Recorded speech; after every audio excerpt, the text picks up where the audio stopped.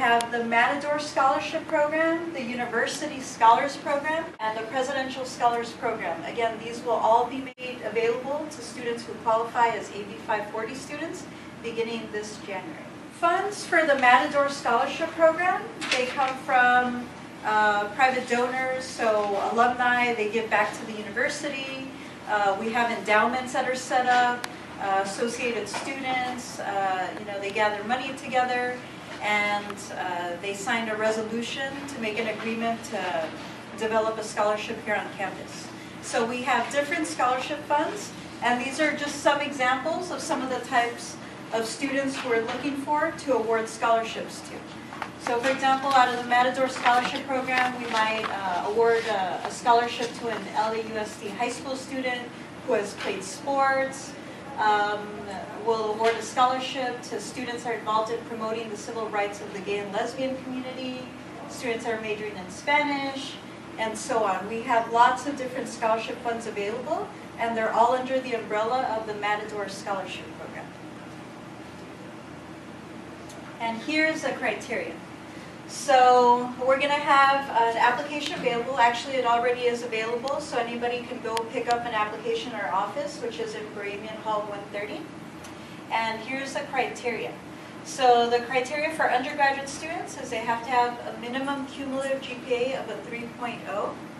And you must be enrolled in 12 units this current semester and next semester in the spring. Graduate students are also eligible for the Matador Scholarship. The minimum cumulative GPA is a 3.5, and they must be enrolled in a minimum of 8 units. So this will be an application, or actually it is an application that's available, so students can get funds to pay for the spring semester. So this is specifically a scholarship for just the spring semester. And here's the application process. So there's an application, and I have a copy of it in my hands. It's pretty simple. It's 3 pages. The first page will just ask for your name, your address, your email address. And then the second page will ask you questions about yourself. So for example, we'll ask, are you on the dean's list? Have you been admitted to a credential program? Are you planning to be a university professor? It's a whole series of questions. Based on your responses, we match you up to scholarships that you could be eligible for. So as you saw on the first page, we have funds to award different types of scholarships to students. That's how we match up scholarship funds to students through the questionnaire on page 2. And then on the last page, we ask you about your accomplishments. So on the third page of the application, we'll ask you what types of awards and honors you've received, either here at the university, maybe out in the community, or at your job site. If you've received any awards, we want to know about those on the last page. We'll also ask you about your employment history and extracurricular activities. So extracurricular activities could be your involvement in this organization, Dreams to Be Heard. It could be your involvement in, the EOP office, or any other activities, volunteer work you have here at CSUN. We also want to know about family obligations. So let's say you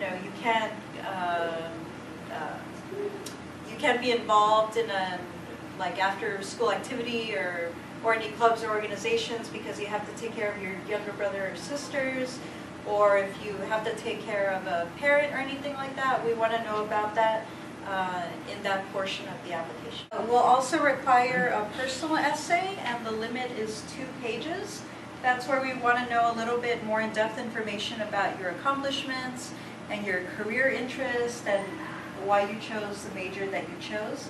And all of that is described in the cover sheet of our application. This is the Matador Scholarship is a merit-based scholarship, but it's also a financial need-based scholarship. And for U.S. citizens, we require a FAFSA, and that's how we figure out their need.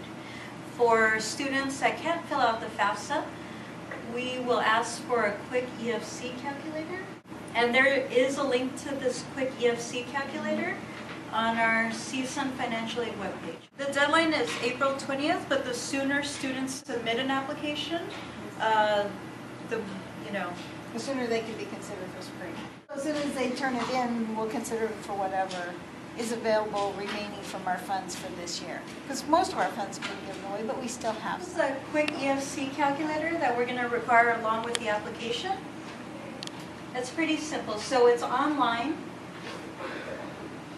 And I know it says 2008, 2009 right there. Don't pay attention to that. That's the last year they have it for. So even if you click on the drop-down menu, that's the last year. So that's fine. Okay. So I just filled this out as an example. After you fill it out, you would click on calculate. And it gives you an EFC. So the EFC in this example would be 0. So all we would ask is, after it's calculated, that you print out that page and you submit it along with your application. So when you submit it, we'll also ask you to just write down at the bottom, I certify that this information is correct to the best of my knowledge, with your signature and the date. And that's all. But again, you don't have to worry about this information being submitted anywhere online. So you go to the financial aid website. You click on scholarships. And then at the bottom, we have scholarships for AB 540 students. And it's right here. It's on the right side of the screen, quick EFC calculator. It gets applied to your student account. Okay. And if you owe anything, then it's deducted from that scholarship. If you don't owe anything, or if there's a balance, then they either send you a check or deposit into your bank account if you do e-refund. I know different organization here at CSUN try to usually pass out scholarships to students through the cash services, right? Through the online already is deposited. But they were having difficulty with the institution saying that they were going to tax them 30%.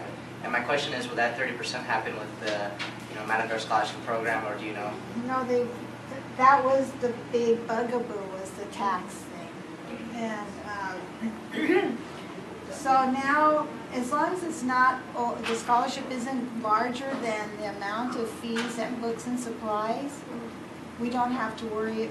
It's just going to be considered what is called a qualified scholarship by IRS. It's something that doesn't need to be taxed. Anything over that needs to be taxed, and I don't know what would happen, because that puts the university in a bad position. The state's saying it's okay.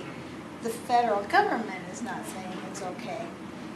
And so hopefully the scholarships won't be bigger than, which is a pretty big scholarship. Most of our scholarships are not near. Yeah, the average award amount is $1,500 for the year. University Scholarship Program. And the award amount for this one is $3,000. The students would also get a textbook discount at the Matador bookstore and priority registration for classes. Like, That's a big benefit. Yeah.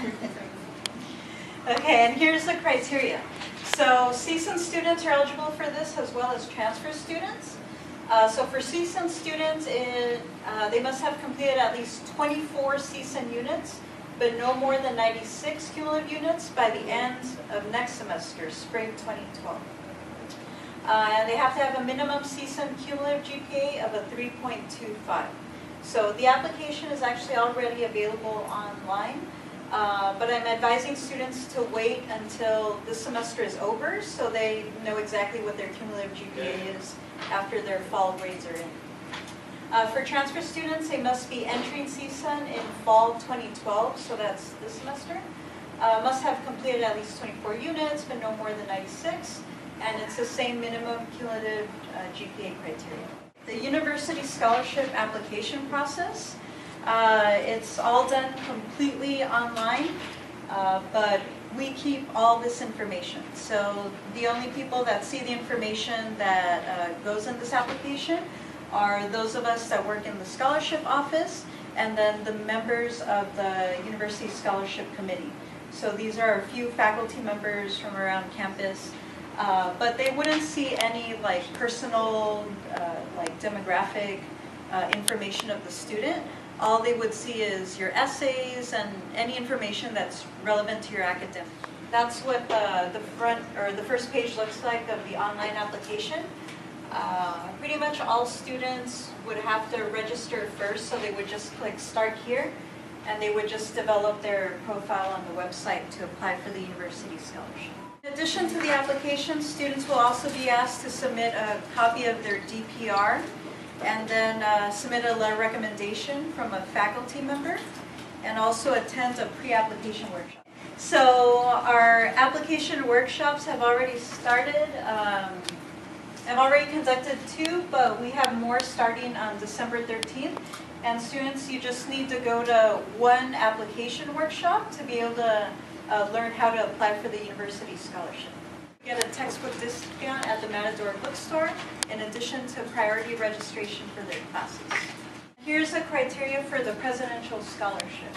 So students must have completed at least 60 units, but no more than 96 cumulative units by the end of spring 2012. The minimum CSUN cumulative GPA is a 3.5. And then for transfer students, they must have completed at least 24 units at CSUN, but no more than 96 cumulative units by the end of next semester. And it's the same cumulative GPA criteria. Okay, this application process is also done online on that same website that I showed you for the university scholarship. And for the presidential scholarship, you would also need to attend a pre-application workshop, and the workshops start next Thursday. Again, you only need to attend one workshop. For this one, the application process is a little bit more in-depth. In addition to the application, you also have to upload a faculty mentor statement, a copy of your DPR, an academic plan for graduation signed by your academic advisor, and a Gantt chart. So the Gantt chart is basically like a chart of all the things you want to accomplish with the date of when you want to accomplish your research project for the presidential scholarship. And the deadline for that is February 22nd. So you can learn about all 3 of these scholarship programs and also off-campus scholarships by adding us on our Facebook page. Every Tuesday we post a new scholarship opportunity. And then on Fridays, we post student blogs. And this is our scholarship office contact information. We're located on this same floor, Brigham Hall 130. That's our phone number. You can email us whenever you'd like. If you'd like to set up an appointment to get help looking for scholarships, you could just email us at scholarships@csun.edu. And I can either meet with you or my scholarship assistant, Jenna. She's also super knowledgeable. You could request an appointment with her as well. You can see we're going to have quite a bit of scholarships available. Again, the Matador Scholarship Program, that's not just one scholarship that's awarded to students. We have several different funds that are set up from endowments. So we'll be able to award various students from the Matador Scholarship application. And then for the university scholarship, this year 15 students were selected. But we don't really have a quota to say, okay, only 15 students will be awarded. It's however many the committee feels, submitted a well-written application, and that's how many students get selected to receive the university scholarship. The presidential scholarship is a little bit more competitive, yeah. It's a little bit more competitive. So, for example, the past 2 years, we've only had 4 presidential scholars. But basically, you have to submit a really well-written application and have an idea for a research project that you would like to complete within the span of 1 year with the guidance of a faculty mentor.